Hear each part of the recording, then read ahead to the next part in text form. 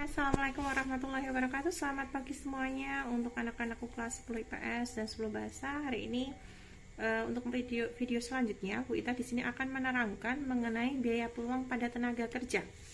Oke, untuk materi yang ini agak berbeda dengan materi yang kemarin. Bu, kenapa Bu Ita hanya menerangkan yang biaya peluang pada individu dan biaya peluang pada tenaga kerja?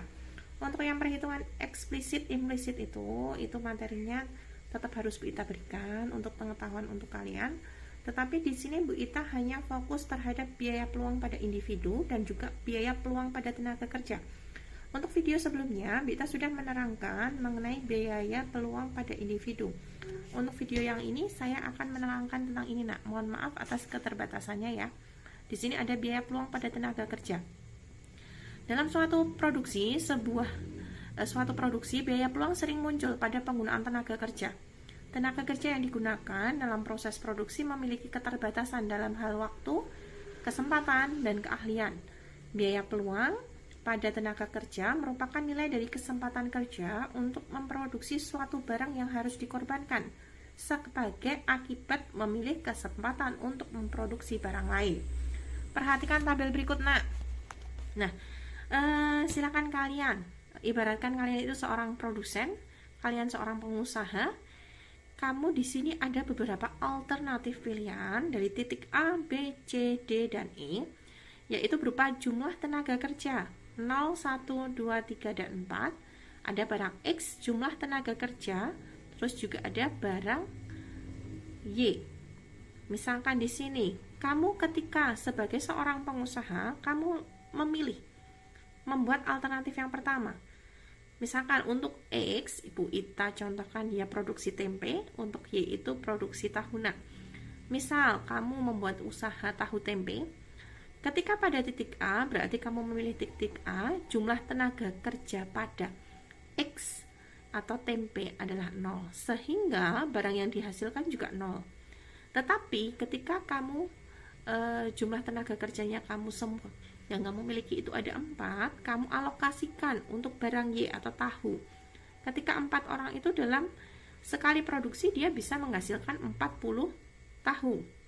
Tetapi jika kamu memilih B, itu ada 1 tenaga kerja untuk memproduksi tempe, dia dapat menghasilkan 10.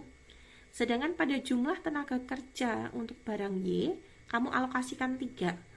Barang yang dihasilkan 38 itu sampai ke bawah. Silahkan kalian cermati terlebih dahulu.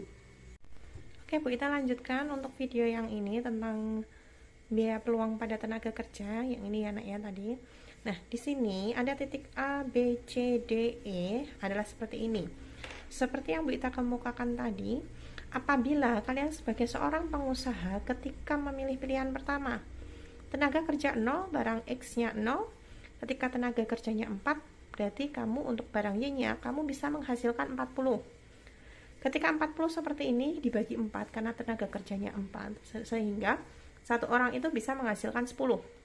Kurang maksimal ya ketika kalian memilih untuk pilihan yang A. Untuk pilihan yang B, ketika kalian dialokasikan ada 4 tenaga kerja, satunya untuk barang X dia bisa memproduksi 10. Untuk yang 3 dia tenaga kerja yang ketiga itu untuk yang barang Y, sehingga ketika kita buat perhitungan seperti ini, mereka 3 orang bisa menghasilkan 38 barang Y. Sehingga jika kita buat perhitungannya, satu orang paling nggak bisa menghasilkan 12 atau 12,67 atau kita bulatkan 13. Selanjutnya, jika memilih yang C, 2 dialokasikan untuk barang X, 2 dialokasikan untuk barang Y. Nah, perhitungan yang ini untuk barang X, berarti satu orangnya dia bisa menghasilkan 12,5. Untuk pada barang Y, dia bisa menghasilkan 15. Oke. Ketika Bu Ita, seorang produsen, saya akan memilih yang D. Karena apa? D ini termasuk pilihan yang alternatif yang paling sempurna dari 4 pilihan yang lainnya. Karena di sini 3 tenaga kerjanya kita alokasikan untuk barang X, memproduksi barang X, dia bisa menghasilkan segini. Untuk barang Y-nya, hanya 1 pekerja bisa menghasilkan 15. Sedangkan kalau kita mungkin ada yang memilih mungkin C ya Bu ya. Nah, perhatikan kalau ini dia hanya bisa menghasilkan 12,5. Kurang maksimal. Sedangkan untuk yang barang Y itu 15. Jadi di situ bisa terlihat Alternatif mana yang akan dipilih seorang produsen ketika akan memproduksi barang? Dia akan memilih yang ini, nak, yang D. Karena di situ kembali lagi seorang produsen ingin mendapatkan keuntungan yang besar. Jadi pilihan yang paling menguntungkan untuk produsen adalah D. Oke?